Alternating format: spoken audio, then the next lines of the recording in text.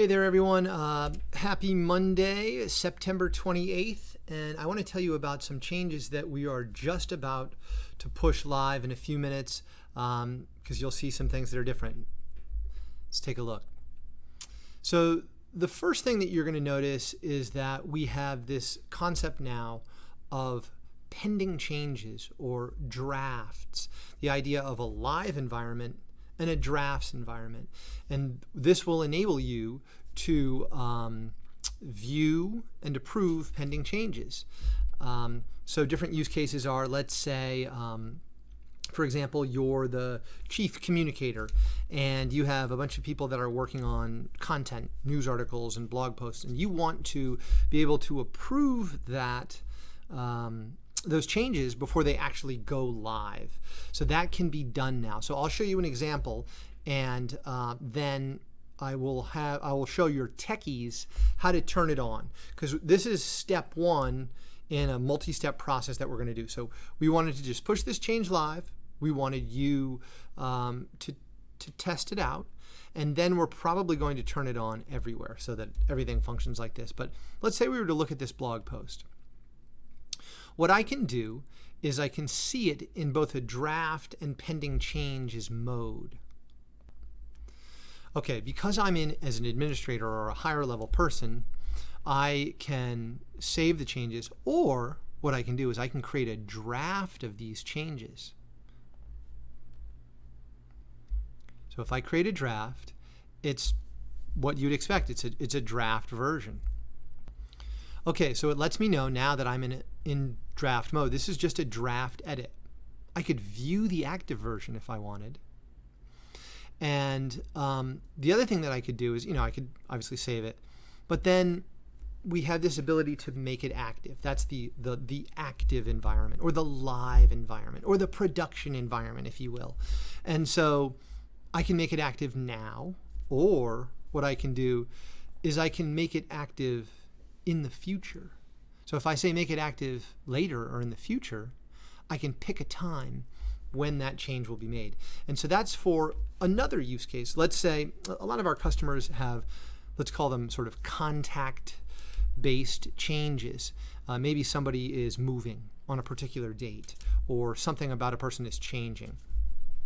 But it's in the future. Let's say it's July 1st, and I want to update a bunch of people, and I want to update their addresses, and I want to say that they are going to change on July 1st. So I can go and make these changes now, but then I can make those changes active in the future, and then the system will automatically make that change. And I want your techies, your administrators of this system, I'm going to show them in a moment how to turn this on, because I want you guys to kind of toe in the water this and test it out before we release it everywhere. Okay, so those are the first two things, the drafts environment and then the saving the changes in the future. And then what we've also done is we've updated the button bars. So you'll see it here on the detail record. Notice that the quote return button is gone, and it's replaced by this standard sort of back button convention. Saving changes, we've removed the more button, and it's just the actions are outside of the more button now. So you can make, you could always make a copy of that record that's here, and you could delete the record here. I'm going to delete this draft. Okay, and then notice that this buttons bar also has, we've removed that more button, and the choices under it are now out here with icons. So again, you've got fields, you've got the download activity, finding duplicates, mass editing, publishing data, and developer information. Two more changes I'll tell you about. Many of our people, with regards to publishing content on the web, let's say it's a news article, lots of our customers not only want to work on the news article internally, and they can do that in a little bit better way now with drafts, right? They're not editing the production environment, they're editing the draft, but they also want to have people kind of outside of the Brick River system be able to proof this new content on the website. Okay? And so what we've done is we've sort of bumped up this button here. We've merged together two buttons, the Edit Insight button and the Show Fields in Use button, to this one button called Web/Preview.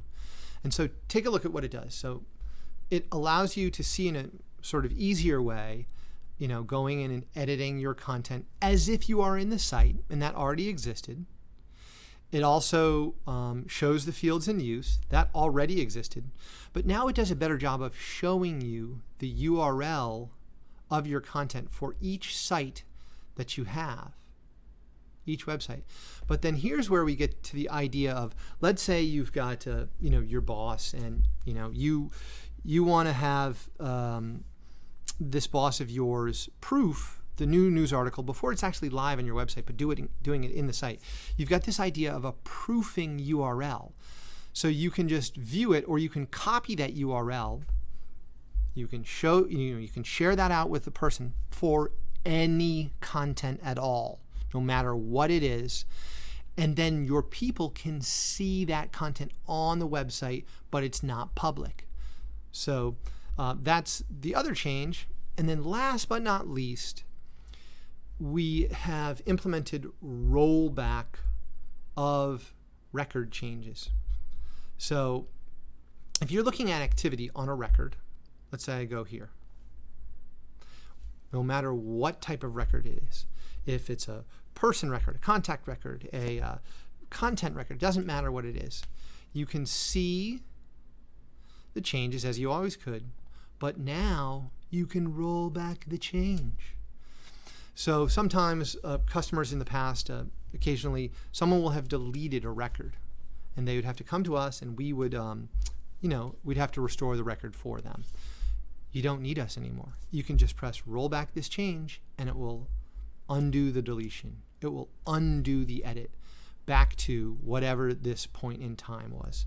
So that's it. Let me show the techies now how to change the view so that you can play with this drafts and active version environment. What you'll do is you'll go to admin and then views, and then I have edited blog posts in my own test environment. And you'll notice that there's a parameter. I click edit. I notice that there's a parameter on the view itself. It's called version mode. So what does that mean? So by default, in this first stage, as we push this live, as we see, get a little bit of feedback and see how everything's going, we have the version mode set to off, meaning it's the way it was for everyone. But if you'd like to, and we'd love you to, set the version mode to be full. When you do that, it will let you create drafts. Now, we're going to show you in another update, when we do another update, on how to set it where, let's say, the boss is version mode full to be able to approve changes, and then you set people that maybe work for you to have what are called draft only. So you could say the communications coordinator may only be draft only in blog posts. So they can only make changes in the draft environment, but then the sort of higher up communications director would have the full full changes allowed. So that's that. Again, please take a look, give us feedback. We're going to be testing some things, and we will in probably about a week or push up another set of changes that we believe that we'll have version mode equal to full on everywhere potentially, and maybe some other little tweaks. So that is it, and thanks a lot.